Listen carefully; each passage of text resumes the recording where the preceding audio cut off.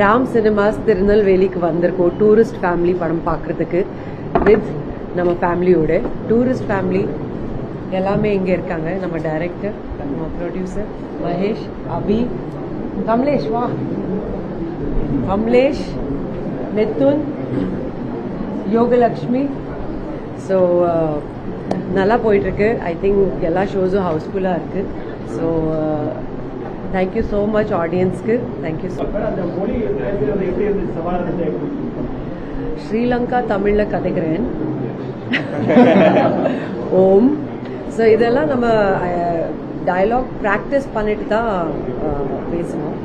So இதெல்லாம் research work தான். I think direction team, production team ரொம்ப நல்லா ஹார்ட் ஒர்க் பண்ணியிருக்காங்க. அண்ட் அஃப்கோர்ஸ் காஸ்டிங் பெரிய ஸ்ட்ரென்த்து. அண்ட் ஆல்ரெடி நம்ம எம்ஆர்பி அண்ட் $1 million வந்து 2 படம் ஆல்ரெடி நல்ல படம் வந்திருக்கு. சூப்பர் ஹிட் படம் அது lover and good night. And இது வந்து 3வது படம், அதுவும் வந்து சூப்பர் டூப்பர் பிளாக் பஸ்டர் ஹிட்னா. அண்ட் இது வந்து ஐ திங்க் ஃபேமிலிக்கு கனெக்ட் ஆகிற ஒரு படம், ஒரு ஹியூமனிட்டிக்கான பண்ண ஒரு படமாக இருக்கு. அண்ட் ஐ திங்க் வந்து ஐ திங்க் வெரி சின்ன வயசுல இந்த மாதிரி தாட்டோட இந்த ஜென்ரேஷன் வந்திருக்காங்கன்னா டூரிஸ்ட் ஃபேமிலியோட மாதிரி படத்துக்கு வந்து. ஸோ ஐ ஃபீல் தட் ரொம்ப ஸ்ட்ராங்கான ஜென்ரேஷன் இந்த generation, just 24-25 years old. So thank you. அபிக்கு தான் சொன்னோம்.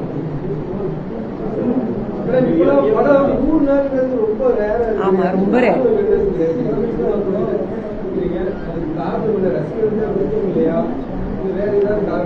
இல்ல, அந்த காலம் வேற. இது வந்து ரொம்ப ஃபாஸ்ட் ஜெனரேஷன். இது அப்போ எல்லாம் ரொம்ப பேஷன்ஸா இருப்பாங்க, பொறுமை. ஸோ இப்போ எல்லாம் டைமே இல்லை. டெக்னாலஜி வந்து வேற லெவலுக்கு போயிருக்கு.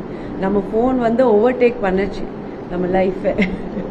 இன்னொன்று இருக்கா அதில்? இப்போ நீங்க கேட்கறது வந்து இப்போ இன்னொரு விஷயம் என்னன்னா, முன்னாடி வந்து மல்டிபிளெக்ஸஸ் அப்படிங்கிற கல்ச்சரே கிடையாது. இப்போ ஸ்க்ரீன்ஸ் கம்மியாக தான் இருக்கு. இப்போ இங்கே எடுத்துக்கிட்டிங்கன்னா ஒரு தேட்டர் 2 தேட்டர்னு இருக்கும். இன்னைக்கு வந்து ஒரே இடத்துல வந்து 7 ஷோ 8 ஷோ 10 ஷோ வரைக்கும் போடுறாங்க. தேட்டர்ஸாக இருக்கு.